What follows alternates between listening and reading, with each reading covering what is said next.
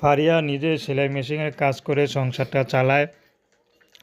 তো ফারিয়ার বিয়ের বয়স হয়েছে, কিন্তু ফারিয়া যে বিয়ে করবে সেই সামর্থ্য তার নাই, কারণ যা ইনকাম করে তাই ভাই বোনকে নিয়েই খাওয়ায়। তো তার মা ছিল, মা এখন নাই। তো তিনি থাকে তার খালার কাছে। তো ফারিয়া যে এখন বিয়ে শাদী করবে সে ব্যবস্থা কে করে দিবে, তার তো তেমন কোনো গার্ডিয়ানও নাই। তো ফারিয়া এখন তার বান্ধবীর কথায় এখন ইউটিউবে এসেছেন, কারণ তার বান্ধবী নাকি ইউটিউবে ভিডিও করে বিয়ে হয়েছেন, এখন খুব সুখেই আছে।